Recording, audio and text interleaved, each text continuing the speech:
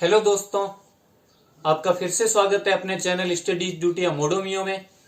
हम पढ़ रहे थे भरतपुर में जो किसान आंदोलन हुए थे उनके बारे में, और उसके दो पार्ट हम देख चुके थे। पहला तो लंबरदारों और पटेलों वाला, और दूसरा मेव किसानों द्वारा। तो आज हम जो देखेंगे वो है भरतपुर प्रजा परिषद द्वारा किया गया किसान आंदोलन। ये है तीसरा पार्ट, लेकिन इसको एक और नाम से भी बोलते हैं, बेगार विरोधी किसान आंदोलन, क्योंकि मेनली ये बेगार के विरोध में शुरू हुआ था और केवल प्रजा परिषद इसमें नहीं थी। लेकिन प्रजा परिषद एक बड़ा संगठन था और प्रजा मंडलों के बारे में हम पढ़ते भी हैं हिस्ट्री में, इसलिए प्रजा परिषद का नाम लिया गया है। बाकी किसान सभा और मुस्लिम कॉन्फ्रेंस और प्रजा परिषद, इन तीनों ने मिलकर, और बाद में किसान सभा एक दूसरी जिसका नाम था लाल झंडा किसान सभा। तो लाल झंडा किसान सभा और प्रजा परिषद और मुस्लिम कॉन्फ्रेंस, इन तीनों ने मिलकर ये तीसरा जो आंदोलन है ये स्टार्ट किया था। और इसका जो मेन मुद्दा था वो था अपना बेगार का विरोध करना। तो चलिए शुरुआत करते हैं। तो तीसरा जो है भरतपुर का किसान आंदोलन वो है अपना बेगार विरोधी आंदोलन। अब वैसे इसे जो ज्यादातर नाम बोलते हैं वो बोलते हैं भरतपुर प्रजा परिषद द्वारा किया गया किसान आंदोलन। स्टार्ट तो वैसे किसान सभा ने किया था, शुरुआत में बेगार का विरोध करना, और बाद में तो किसान सभा, मुस्लिम कॉन्फ्रेंस और भरतपुर प्रजा परिषद तीनों ने मिलकर विरोध किया था, सब शामिल हो गए थे इसमें। लेकिन प्रजा मंडल हर रियासत में बने थे, प्रजा मंडल को हम अलग से पढ़ते भी हैं, इसलिए इसको ज्यादातर लोग भरतपुर प्रजा परिषद द्वारा किया गया किसान आंदोलन बोलते हैं। लेकिन हम अगर भरतपुर का बेगार विरोधी आंदोलन आए तो भी ये वही तीसरा पार्ट ही है। तो इसकी शुरुआत तब होती है कि एक किसान सभा की स्थापना होती है भरतपुर में,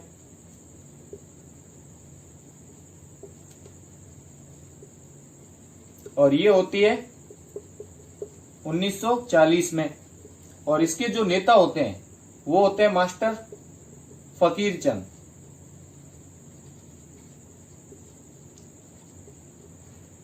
और साथ ही एक और संगठन होता है जाट सभा भरतपुर में, और इसके जो नेता होते हैं वो होते हैं ठाकुर देशराज। ठाकुर देशराज ये इसके नेता होते हैं। लेकिन बाद में क्या होता है कि 1944 में तो किसान सभा और जाट सभा आपस में एक तरह से मिलके काम करने लगती है, और इन दोनों की मतलब किसान सभा की कमान किसके हाथ में आ जाती है? ठाकुर देशराज के हाथ में कमान आ जाती है किसान सभा की, क्योंकि किसान जाट भी काफी किसान थे और ये दोनों इनके जो एक तरह से उद्देश्य थे वो समान थे। तो किसान सभा की कमान 1944 में ठाकुर देशराज के हाथ में आ जाती है, 1944 में। अब ये 1944 में जब इसके नेता कौन हो जाते हैं? ठाकुर देशराज। तो अब 1945-46 में ये बेगार विरोध एक तरह से प्रारंभ हो जाता है। लेकिन उससे पहले कुछ 2-3 पॉइंट्स देख लेते हैं।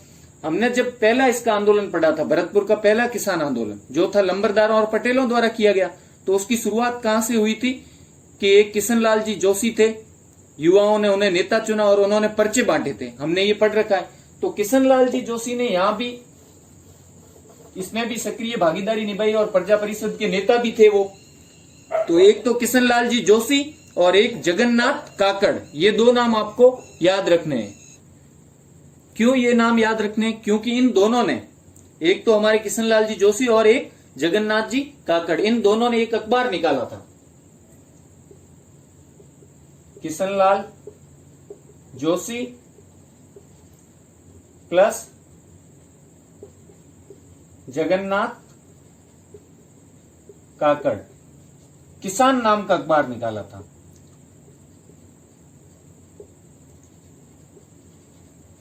और उसमें किसानों की जो मांगे होती थी, किसानों से संबंधित जो मुद्दे होते थे उनके बारे में वो छापते रहते थे, और उन्होंने एक तरह से आंदोलन को सपोर्ट किया। तो ये एक पॉइंट आपको याद रखना है। और भरतपुर में बेगार तो चालू ही थी, क्योंकि जब भी कोई वीआईपी आता था अपने वहां पे भरतपुर में, तो भरतपुर में आपको पता है केवलादेव जो घाना पक्षी अभ्यारण्य है, वहां पे शिकार करने के लिए आते थे अंग्रेज अफसर, कोई दूसरे रियासत के राजा, वो वहां पे डक बत्तख का शिकार करने आते थे। कई लोग जल मुर्गी भी लिखते हैं, तो वो एक ही चीज है। तो वहां बत्तख का शिकार करने आते थे निशानेबाजी के लिए। और तो उस वक्त जब वो बाहर से आते, कोई अंग्रेज ऑफिसर या कोई राजा जब शिकार करने, तो उस वक्त क्या करते थे, यहाँ के जो स्थानीय राजा होते थे वो कुछ लोगों को बुलाते थे। कोई भी जो यहाँ का राजा होता था, वो जो अनुसूचित जाति या जनजाति की जो लोग होते थे, जिन्हें दलित वर्ग के लोग तब कहा जाता था, उनको बुलाते थे और बेगार के लिए, कि वो थोड़ा सा जब निशानेबाजी कर रहे होते थे तो कुछ सामान भी उठाने पड़ते थे, कुछ काम भी करने पड़ते थे। उन कामों को करने के लिए बेगार करवाई जाती थी। तो बेगार उस वक्त चालू थी, किस रूप में, कि जब भी कोई वहां भरतपुर आता, कोई वीआईपी निशानेबाजी करने के लिए अपना जो केवलादेव घाना पक्षी अभ्यारण्य है उसमें, तो वहां लोगों को बुलाया जाता बेगार के लिए। तो 1945-46 में क्या हुआ, बेगार का विरोध चालू हुआ। इस बेगार का, कि जो ये बेगार करवाई जा रही है, उसका विरोध चालू हुआ। किसने किया? किसान सभा ने उसका विरोध चालू किया। ठाकुर देशराज के नेतृत्व में उन्होंने विरोध करना शुरू कर दिया। एक तो बेगार थी ये, दूसरी क्या बेगार थी, एक तो अपनी ये शिकार वाली की सहयोग लेना उनका, दूसरी जो थी वो ये थी कि कई मेले लगते थे भरतपुर में, तो उन मेलों के वक्त सामान ले जाना पड़ता था। मेलों में राज्य की तरफ से कुछ सामान ले जाया जाता था, स्टॉल वगैरह लगती थी उस वक्त। तो वो सामान, जो राज्य का कोई भी सामान मेलों में ले जाना होता था, तो उसके लिए बैलगाड़ियां मंगवाई जाती थी किसानों की, और वो एकदम मुफ्त मंगवाई जाती थी, बिना पारिश्रमिक के। तो वो एक तरह की बेगारी होती थी।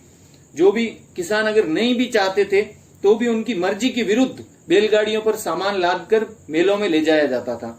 तो इस जो बेगार का विरोध था, मेले वाली, एक तो ये शिकार वाली, इसका विरोध किसान सभा ने किया, और जो मेले वाली थी इसका विरोध सबसे पहले महाराजसर गांव था। गांव का नाम भी क्या था? महाराजसर। गांव के लोगों ने सामूहिक विरोध किया इस बेगार का, कि हम अपनी बैलगाड़ियां नहीं ले जाएंगे मेलों में सामान लाद कर। तो किस गांव के लोगों ने विरोध किया मेले में सामान ले जाने से, बेगार करने से? महाराजसर नाम के गांव के लोगों ने, निवासियों ने वहां मना कर दिया। तो ये तो थी 1945-46 में ये घटनाएं हो ही रही थी। और बाद में 1947 में क्या होता है कि जनवरी में अपने जो गवर्नर जनरल होते हैं, British governor general Lord Wavell, और दूसरे जो बीकानेर के महाराजा शार्दुल सिंह, ये भरतपुर आ रहे थे जनवरी 1947।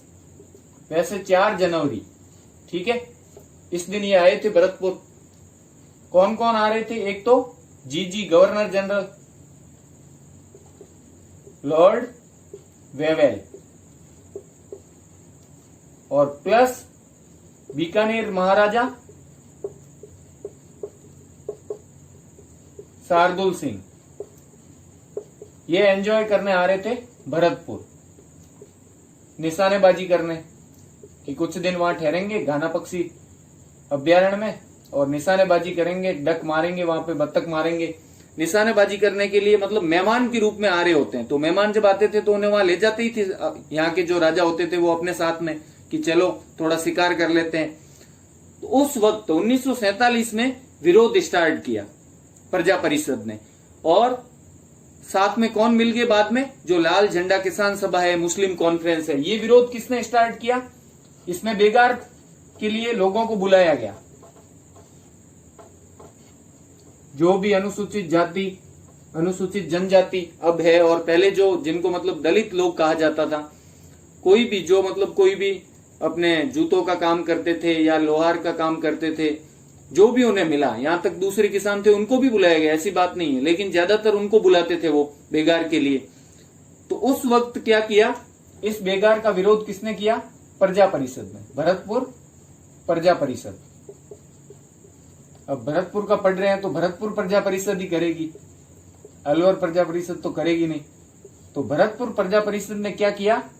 विरोध किया इस बेगार का, और कहा हम बेगार नहीं देंगे, यहां से कोई भी लोग बेगार करने के लिए नहीं जाएंगे। तो 4 जनवरी को ये आ रहे थे। और बाद में, ये तो शुरुआत इन्होंने की, लेकिन बाद में कौन साथ में जुड़ जाते हैं? बाद में एक संगठन था लाल झंडा किसान सभा, लाल झंडा। ये 3 संगठनों के नाम जरूर याद रखना कि बेगार विरोधी आंदोलन किस किसने किया, और मुस्लिम कॉन्फ्रेंस, ये दोनों तो जुड़ गए, पहले से प्रजा परिषद तो थी, मुस्लिम कॉन्फ्रेंस। तो पहले प्रजा परिषद ने स्टार्ट किया, बाद में कौन जुड़ गए, लाल झंडा किसान सभा और अपना मुस्लिम कॉन्फ्रेंस। ये भी साथ में संयुक्त रूप से मिलके बेगार का विरोध करने के लिए आंदोलन शुरू कर दिया इन्होंने।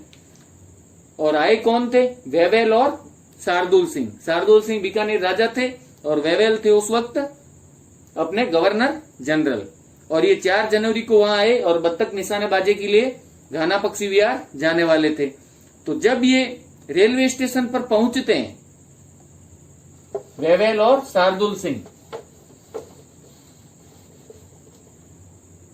ये जब रेलवे स्टेशन पे आते हैं, यहां पे भरतपुर,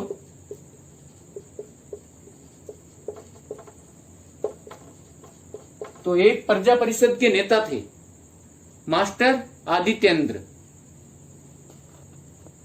तो इनके नेतृत्व में लोग वहां रेलवे स्टेशन पर पहुंच जाते हैं, प्रजा परिषद के लोग, और नारे लगाने लगते हैं। किसके नेतृत्व में, मास्टर आदित्येंद्र, ये अपने राजस्थान के नेता रहे हैं। तो ये भरतपुर प्रजा परिषद के नेता थे, उस वक्त प्रजा परिषद के नेता थे। और इनके नेतृत्व में रेलवे स्टेशन जाते हैं लोग और नारे लगाते हैं। नारे क्या लगाते हैं, वेवेल गो बैक और अपने बीकानेर महाराजा गो बैक, कि वापस जाओ, हम यहाँ पे कोई बेगार नहीं देंगे, कि वेवेल गो बैक, बीकानेर महाराजा गो बैक, बेगार नहीं देंगे, इसके नारे लगते हैं। तो एक बार मैं ये मिटा देता हूं थोड़ा सा। तो नारे लगाते हैं, वेवेल गो बैक, और अपने बीकानेर महाराजा गो बैक,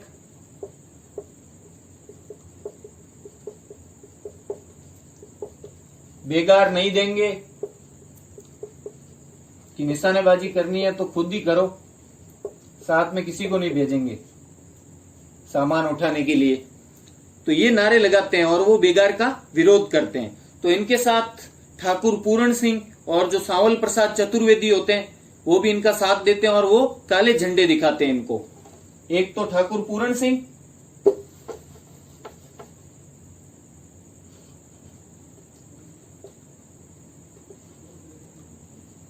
ठाकुर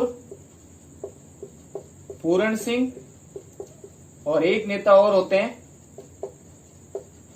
सांवल प्रसाद चतुर्वेदी। अब कहीं पे चौबे लिखा हुआ है तो सेम ही है, चतुर्वेदी बोलो चाहे चौबे जी बोलो, द्विवेदी बोलो चाहे दुबे बोलो, ये एक ही चीज है। तो ठाकुर पूरण सिंह और सांवल प्रसाद चतुर्वेदी क्या करते हैं, ये दोनों काले झंडे दिखाते हैं रेलवे स्टेशन पे ही, शार्दुल सिंह को और लॉर्ड वेवेल को, इन दोनों ने मिलके काले झंडे दिखाए। बाद में ये धीरे धीरे रेलवे स्टेशन से तो आ जाते हैं किले पर, तब भी लोग इनके पीछे पीछे इनका विरोध करते हुए आते हैं। तब राजा, जो भरतपुर के राजा होते हैं, वो एक्शन लेते हैं और अपने भाई, राजा के उस टाइम भाई होते हैं एक, उनके नेतृत्व में एक पुलिस भेजते हैं या सेना भेजते हैं कि इनको हटाओ यहां से। किले के दरवाजे पे भी लोग पहुंच जाते हैं इनके पीछे पीछे। तो बच्चू सिंह के नेतृत्व में पुलिस के लोगों को भेजा जाता है। तो किले के दरवाजे पर भी विरोध करते हैं बेगार का, नारे लगाते हैं, नारेबाजी होती है। तब जो भरतपुर महाराज होते हैं, उनके भाई बच्चू सिंह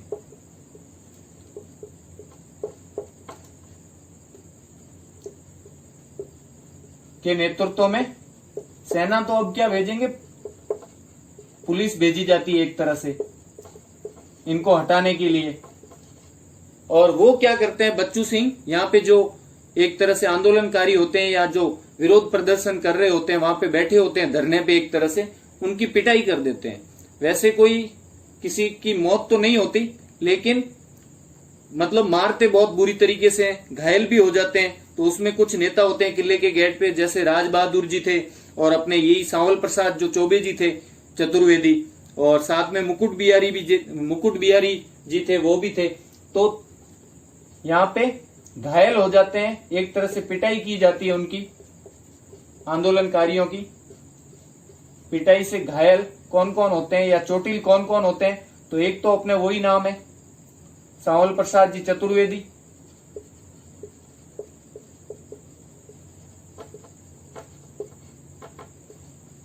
एक अपने राज बहादुर जी,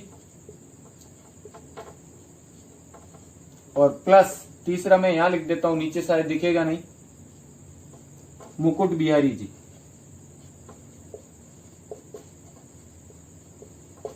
तो ये 3 लोग उसमें चोटिल हो जाते हैं। और यहाँ पे कुछ औरतें भी साथ में होती है, ऐसा बोलते हैं सांवल प्रसाद चतुर्वेदी जी के जो चतुर्वेदी जी थे, इनकी वाइफ भी साथ में थे। तो ये बच्चू सिंह वहां पे पिटाई करते हैं। और कौन कौन चोटिल होते हैं? सांवल प्रसाद चतुर्वेदी, राज बहादुर और मुकुट बिहारी। फिर जो लाल झंडा किसान सभा होती है और मुस्लिम कॉन्फ्रेंस, वो तो इनके साथ होती है प्रजा परिषद के, और ये मिलके आंदोलन जारी रखते हैं। पिटाई भले भी करते हैं, चाहे कुछ ही करो, हम बेगार नहीं देंगे, आंदोलन बंद नहीं करते हैं। राजा खूब प्रयास करता है, मतलब जितने वो तिकड़म लगा सकता था सब लगाता है, लेकिन ये बेगार विरोधी आंदोलन चालू रहता है इन तीनों के संयुक्त रूप से नेतृत्व में, प्रजा परिषद, मुस्लिम कॉन्फ्रेंस और लाल झंडा किसान सभा। तो इन्होंने फिर तय किया कि जो 5 फरवरी 1947 का दिन है वो हम क्या मनाएंगे? बेगार विरोधी दिवस। तो इसके बाद आंदोलन चालू रहता है, राजा खूब प्रयास करते हैं लेकिन कोई फर्क नहीं पड़ता। और 5 फरवरी मतलब लगभग 1 महीना हो जाता है इस बात को। 4 जनवरी की वो बात होती है उनके आने की, मेहमानों के। तो 5 फरवरी 1947 बेगार विरोधी दिवस प्रजा परिषद निर्णय लेता है एक तरह से, क्योंकि मैन यहाँ पे जो नेतृत्व करता था वो प्रजा परिषद थी, इसलिए बाकी 2 जो संगठन है इनके नाम कहीं कहीं लिखे हुए भी नहीं मिलते, लेकिन कहीं क्वेश्चन आ जाए तो अपने को तीनों का साथ में लिखना है। बेगार विरोधी दिवस कौन निर्णय लेती है? भरतपुर प्रजा परिषद, कि हम ये मनाएंगे 5 फरवरी को, एक तरह से उत्सव की तरह मनाएंगे और विरोध करेंगे बेगार का पूरी तरह से। तो 5 फरवरी 1947 को बेगार विरोधी दिवस मनाने का निर्णय लिया जाता है। किसके द्वारा? भरतपुर प्रजा परिषद के द्वारा। तो इस एक तरह से ये जलसा होने वाला होता है, उत्सव, सब मिलके विरोध करने वाले होते हैं। तो जो भुसावर अपना कस्बा होता है, एक तरह से बहुत बड़ा एरिया था, तहसील मान सकते हैं। तो भुसावर के बारे में हमने लंबरदार वाला जो आंदोलन पढ़ा था उसमें भी इसका जिक्र आया था, क्योंकि वहीं के थे अपने भोजी बागड़ी लंबरदार थे, वो भुसावर के अंदर ही रणधीरगढ़ गांव के थे। तो भुसावर के कुछ लोग होते हैं वो इस बेगार विरोधी दिवस में शामिल होने के लिए जाना चाहते हैं। तो भुसावर से रमेश स्वामी और इनके दोस्त, रमेश स्वामी प्लस इनके मित्र कहां जाना चाहते हैं? बेगार विरोधी दिवस जहां मनाया जाना तय होता है वहां पे ये जाना चाहते हैं। भुसावर से भरतपुर जाना चाहते हैं एक तरह से। कौन कौन? रमेश स्वामी और इनके मित्र, वो यहां से रवाना होना चाहते हैं कि भाई हम उसमें शामिल होंगे। तो ये लोग एक तरह से बस अड्डे आते हैं, क्योंकि अपने को भाई वहां जाना, उत्सव एक तरह का हो रहा है, उसमें शामिल होना है। तो इनमें बहुत सारा जोश होता है कि हम भी देश के लिए, किसानों के लिए कुछ कर रहे हैं। तो ये बस अड्डे जाते हैं और वहां पे ये बस चढ़ना चाहते हैं उसमें, लेकिन वहां इनको जो बस का ड्राइवर और जो मालिक होते हैं वो सीट देने से मना कर देते हैं, रमेश स्वामी और इनके मित्रों को। किसके कहने पे? कि जो भुसावर का थानेदार होता है उसको पता होता है कि ये भाई राज्य के विरोध में जा रहे हैं, कि राज्य का विरोध करने जा रहे हैं। तो इसलिए वो थानेदार उनको एक तरह से इशारा करता है, वो उनको बोलता है कि भाई इनको मत लेके जाना, जो जो बेगार विरोधी दिवस में शामिल होने के लिए जाना चाहते हैं उनको बस में मत बिठाना। तो इनको बस में सीट देने से मना कर दिया जाता है। तो ये लोग क्या करते हैं कि हम तो सत्याग्रह कर देंगे, बस में इनको सीट नहीं मिलती।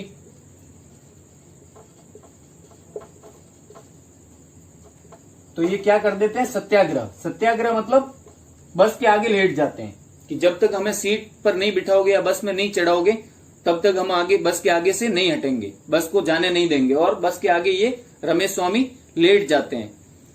तो उस वक्त जो भुसावर का थानेदार होता है उसके कहने पर जो इस बस का मालिक होता है वो उस ड्राइवर को बोलता है, बस के ड्राइवर को, कि बस को चालू कर दे और जाने दे, भले ही आगे लेटा हुआ तो लेटे रहने दे, कोई नहीं, इसके ऊपर चढ़ा दे।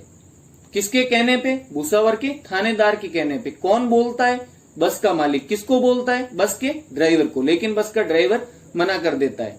बस का ड्राइवर बोलता भाई हमसे ना हो पाएगा ये।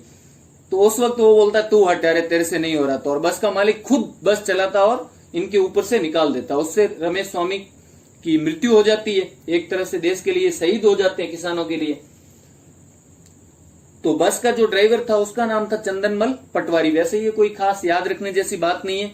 इनके दोस्तों का नाम जरूर याद रखना। 2 दोस्त थे जो घायल हो गए थे, रमेश स्वामी के जो मित्र थे उनके नाम आप याद रखना। एक तो थे भगवत प्रसाद आर्या और दूसरे अपने जो थे उनका नाम था सीताराम जी।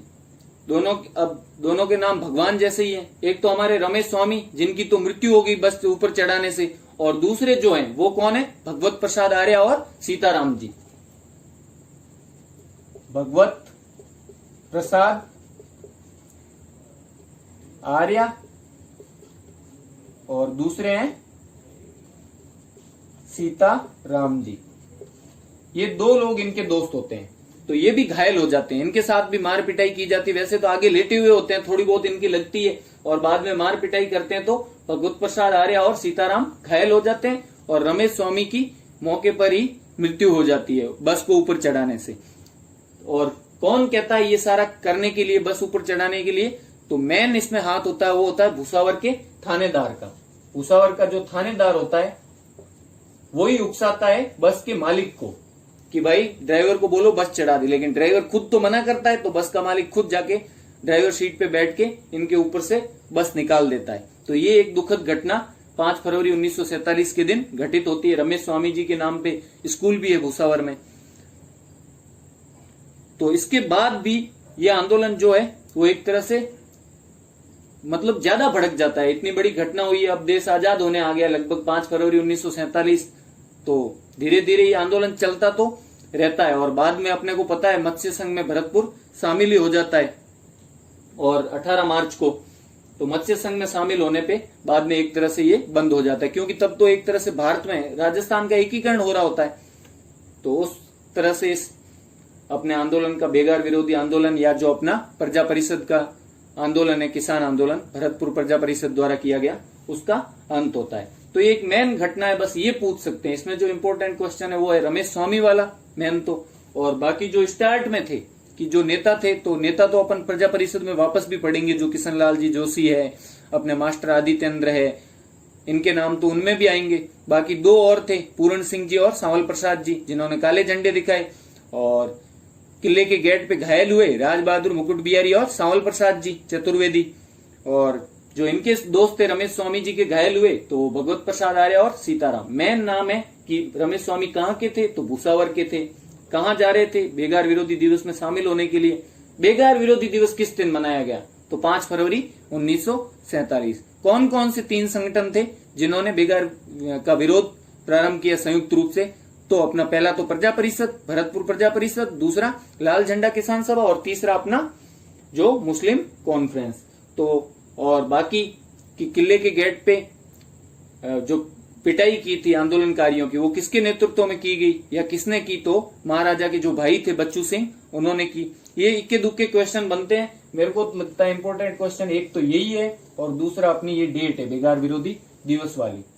ठीक है, ये है इंपॉर्टेंट। और बाकी 1-2 नाम है कि किसके नेतृत्व में विरोध किया गया, तो मास्टर आदित्येंद्र के नेतृत्व में विरोध किया गया, जो कि अपने भरतपुर प्रजा परिषद के नेता थे। रेलवे स्टेशन पर किया था, किसका विरोध किया था? हाँ, एक और इंपॉर्टेंट क्वेश्चन है, लॉर्ड वेवेल और बीकानेर महाराजा शार्दुल सिंह। वेवेल थे गवर्नर जनरल और वो किस लिए आए थे? यहाँ पे मेहमान के तौर पे आए थे, निशानेबाजी करने के लिए अपने घाना पक्षी विहार जाने वाले थे। तो ये था अपना बेगार विरोधी आंदोलन भरतपुर का। तो अगर आपको ये वीडियो अच्छा लगा हो तो इसको लाइक करें, और अगर आपने इस चैनल स्टडीज ड्यूटी या मोडोमियो को सब्सक्राइब नहीं किया है तो इसे जल्दी से सब्सक्राइब करें और अपने दोस्तों के साथ ज्यादा से ज्यादा शेयर करें। Thank you so much. पढ़ते रहें, स्टडी ड्यूटी।